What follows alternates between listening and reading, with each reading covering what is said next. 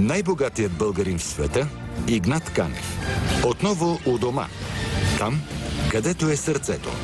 Канадският милиардер от български произход разказва как се прави империя от нищото. Уважаеми зрители, сега ще видим една неподражаема, как да кажа, среща с най-богатия българин в света, бай Игнат Канев. Първата ми среща с него беше преди 25 години в Канада. Все същия си останал. Ще чуете наистина уникални неща от този истински, но и малко твърде неистински българин. Иге, това е Сашо Диков. Господин Канев, добър ден. Имаме един Биков тук с нас, бе. Аз съм Д като дърво. Диков. Диков, не е Биков. Да. Игнат Канев е най-богатият българин в света и със сигурност е единственият легален доларов милиардер от български произход. Роден е в село Горно Абланово-Русенско в семейство с 6 деца. Няма пари да учи и на 14 години е принуден да замине за Австрия в търсене на препитание. След 9 септември решава да не се връща в България. През 1951 година, без пари, без приятели и без да знае английски, пристига в Канада. Започва работа като строител, а няколко години по-късно вече има собствена фирма.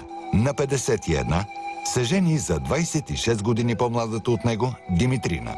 Имат 2 дъщери – Ана Мария и Кристина. В момента състоянието му се оценява на повече от 1 милиард долара. Собственик е на най-голямата строителна фирма в Онтарио, има 8 голф игрища и благотворителна фондация с неговото име. За изключителния си принос към канадското общество получава медал лично от кралица Елизабет II. Знаете, си напуснал родния си край, 73 години, напуснал си като дете. Аз като виждам днеска моите деца на 30 години и докато не си дойдат вкъщи, не отивам да спя, аз на 14 години и половина съм напуснал родния си край, като майка ми вика, колкото сълза ми изревала, каза, проляна, може и на ръкичка да направя. Господин Канев, виждаме се с вас след 25 години. Видяхме се преди 25 години в Калгари на Олимпиадата. Дадохте един огромен коктейл в най-скъпия хотел на Калгари. Да, сега се спомня, като ми казахте. Да. И тогава няма да забравя, след като вече всички се разотидоха, останахме 4-5 българи и вие. Имаше една огромна шведска маса кръгла, с огромни цветя, изключително красиви. И казахте, бе, дайте защо да ги оставяме на канадците? Аз си ги вземете по стаите, да ви красят. Толкова пари съм взял за тия цветя, защо ще ги оставяме на канадците? Как да го разбираме това ви желание да ги вземем по стаите? Не, аз викам, защото, както и миналата вече, като правиха рожден ден тук, цветя колкото искаш. Като си тръгнаха, аз за всякога раздадах по 1-2 букета. Защо ще светва, които те ще ги фърлят, нали? А така, някой ще се наслаждава някой 1-2 часа или 1-2 дена или колкото време да бъде, нали? И аз съм, как да ви кажа, научам да ни се хвърля излишно, да не се губят работи излишно. Какво може да се спести днеска за утре, пести го. Аз съм дошъл от Горно Абланово, бедно семейство. Горно Абланово, Русенско. Да, Русенско. И 4 братя с едни обувки имаме да се кичим само. Днеска народа, как да ви кажа, се развали. Колкото има, повече иска. Аз нали виждам по моите хора тук, нали?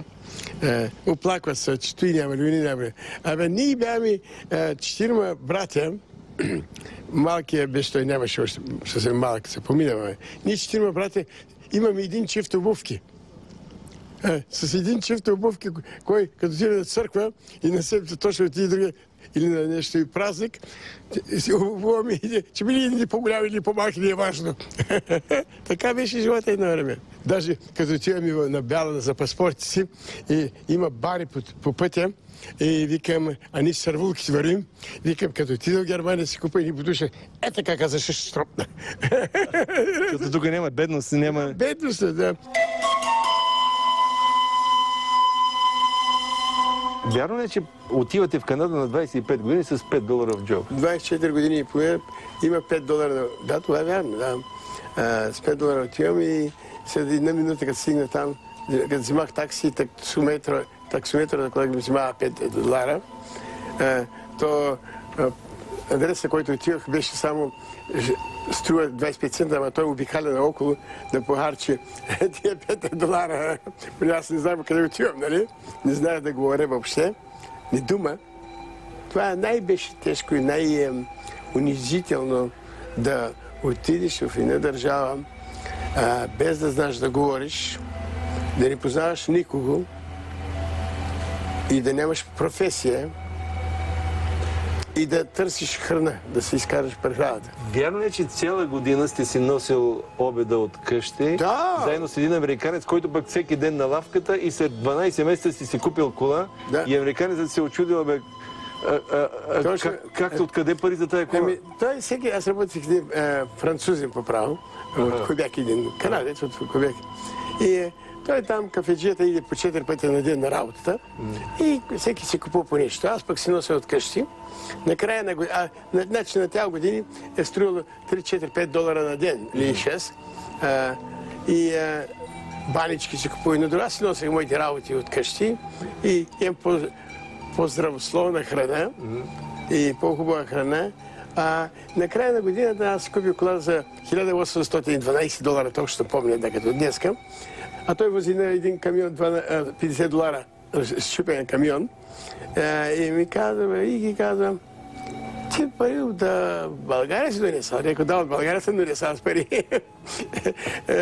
Реко, ти може да си купи Кадилак, где ти му купуваш баничките всеки ден. Лавкаджият. $50 кола. А вярно ли, че има така нещо като виц, как милионера започна с една ябълка, взел я, измил я и е продал по-скъпо, купил 2 и така нататък. А във вашия случай с къща. Точно. Една къща препрода... Точно е така, да. Аз като дойдох в Канада и първо си купих едно место, строително место за $300.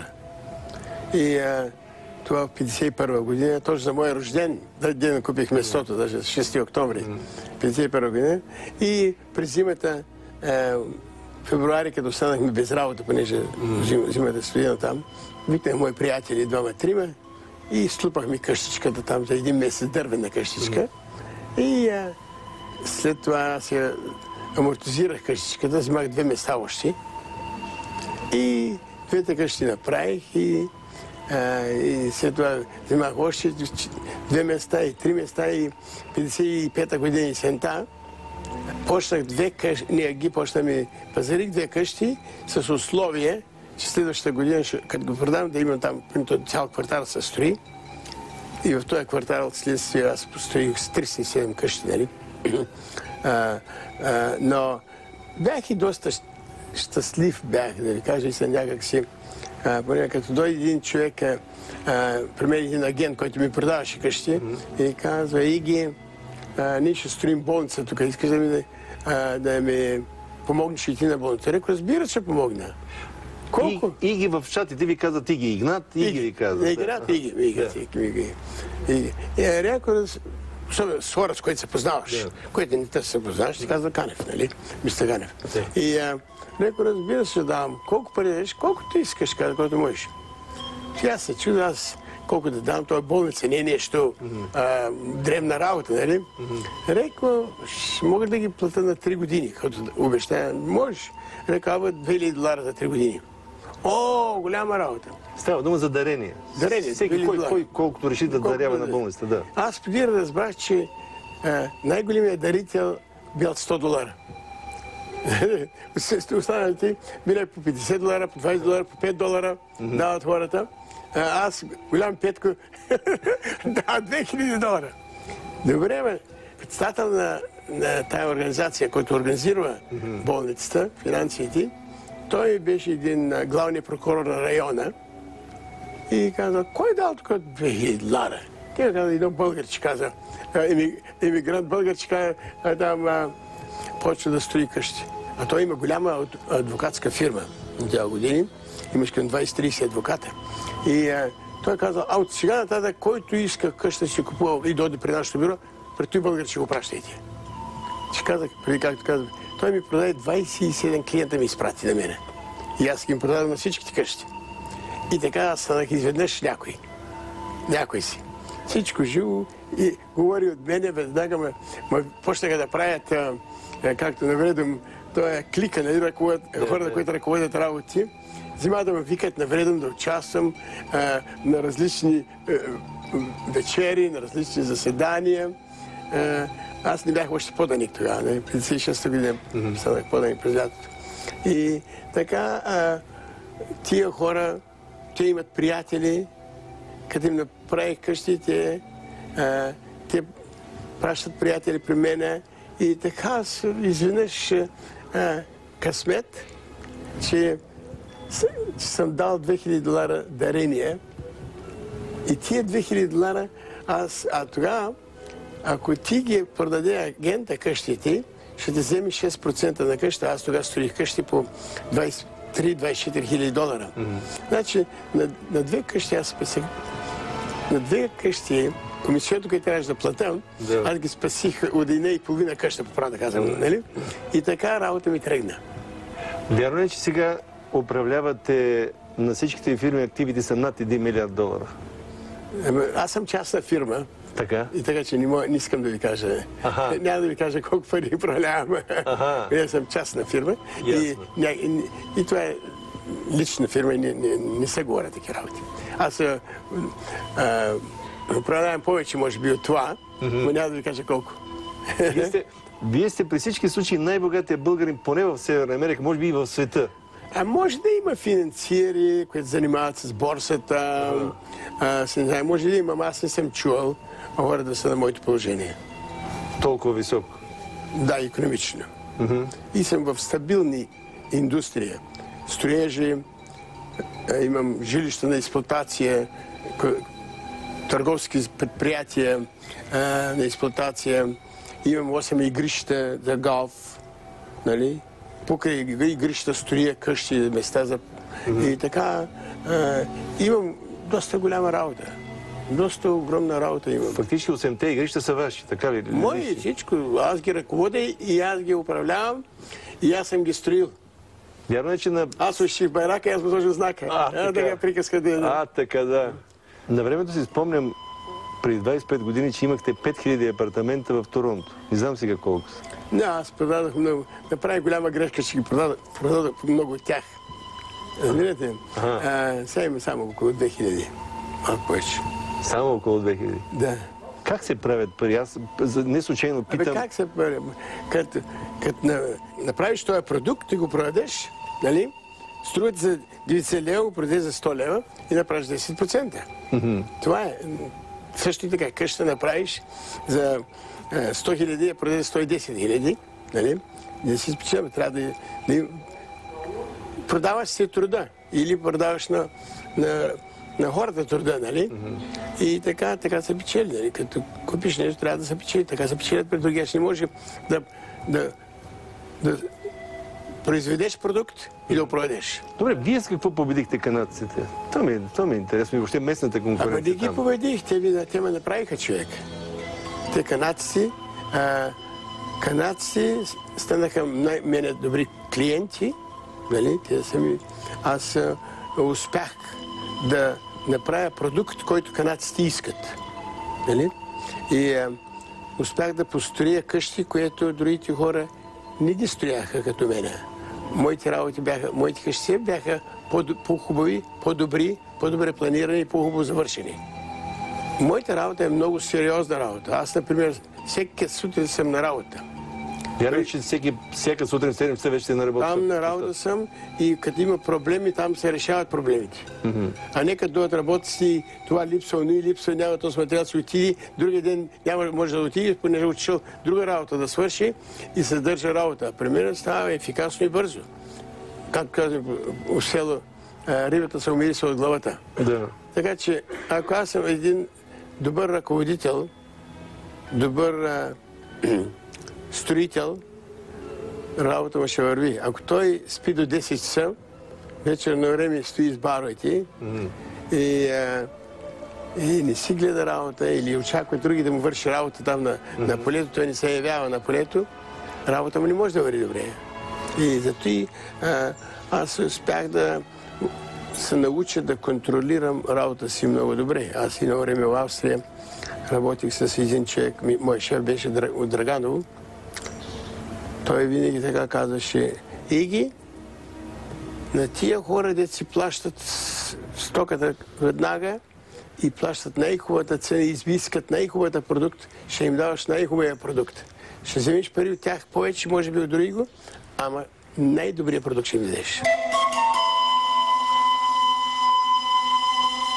Вярно е, че на времето вашата майка е казала: Гатио, аз съм родила 6 деца, искам и ти вече да имаш деца, защото вашия живот така се е стекал, че до 50-та си годишни... Това е истина, да. Това е истина, да. Това съм тя го казвала и аз съм го повтарял, да. Да, понеже искаше да имам и аз семейство. И зато и така се случи, че срещам с моята жена и имам две дъщери вече 30 годишни, 32 и 34 години възрастни. И имаме прекрасен живот.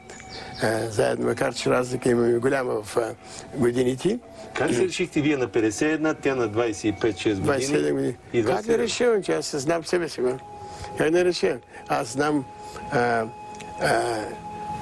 не биологично да говорим, нали? Аз ти говоря като човек, знам положение, знам си физическото положение и моята задача беше да имам деца.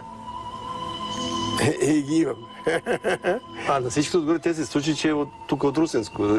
Тя е от Русенско. Вярно, че сте искал на всяка цена да е тук от Русенския. От моя район. Да. А понеже, хубаво е да си знаеш хората, като знаеш и манчата, храната, и начина на живот и всичко. Ние сме един на черга хора и много приятни. Мога да се похваля, че имах, да казват англичаните, джакпот. Нали? Джакпот. Джакпот, да имаме лотария. Джакпота с Димитрия. Да, имаме лотария. Не само, че умна, тя е учила икономика, тя е красива. И мъдра жена, трудолюбива много. Тя направи много работи и обществено в Канада. Какво си спомняте на времето, когато кралица Елизавета II ви награди за постижение в бизнеса? Тя, кралицата, не е за бизнес. Тя не ме награди за бизнес. Тя ме награди за благотворителни работи. Те медали и такива признания не се дават на хора, които имат много пари или работят. Те се дават на тия хора, които подпомагат хора, които не могат да си помогнат. Това са. Това и жената също получи тази награда. И това друг българ няма на нашето положение.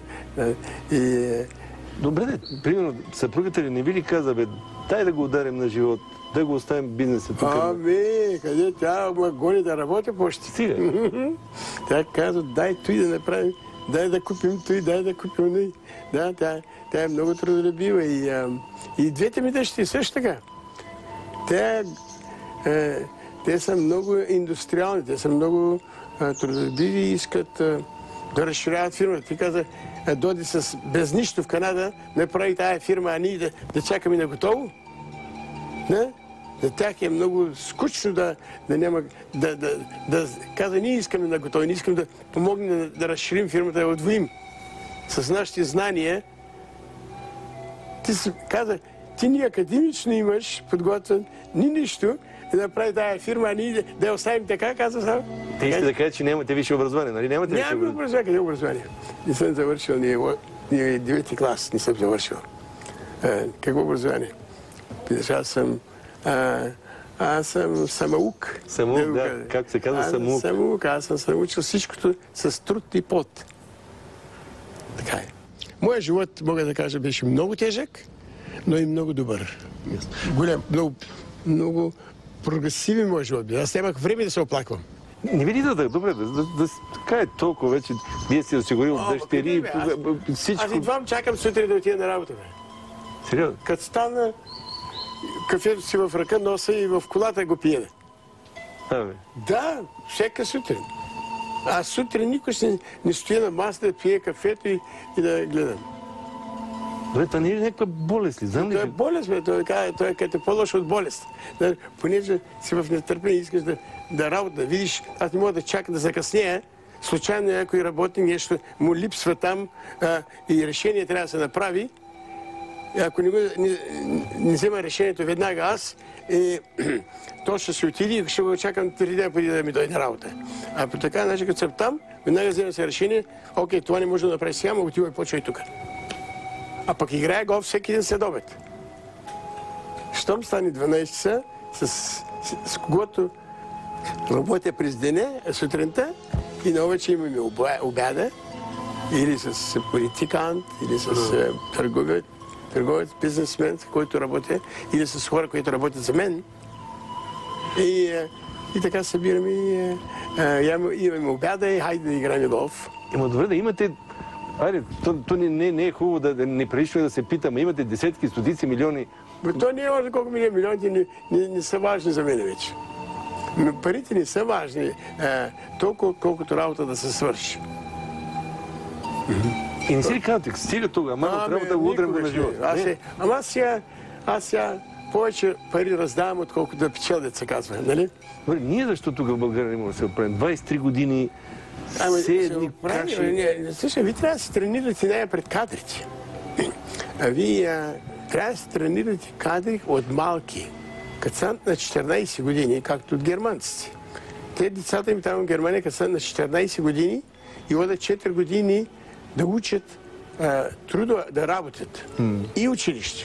И като стане на 18 години, той вече има майстор дегри. В работа, зависи коя работа е. Дали е зидарен, дали е покрив слага, или в електрониката, зависи какво работи. Но той е майстор, като стане на 18 години.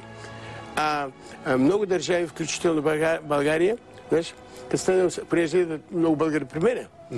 Той на 25 години, той не знае как фаща грапа да ми грапи тревата на моя двор. Той листата на двора. Не знае къде да държи грапа и няма толкова проста работа. Нали? И зато и трябва каквато и работа да бъде. Сега, българите, които идват последно време, които са научили да работят тук още, като дойдат там, са по-добри майстори от нашите, камрадските. Последно изречение. Какво иска да кажете на българите? Какво да правим? Как да...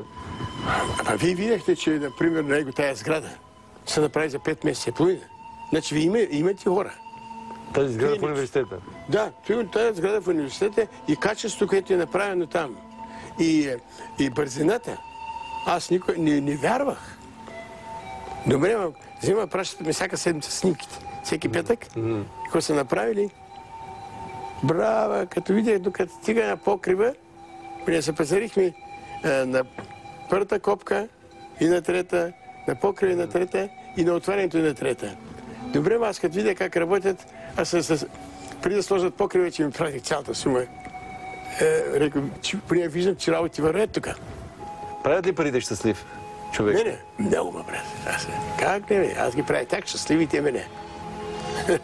Браво. Да.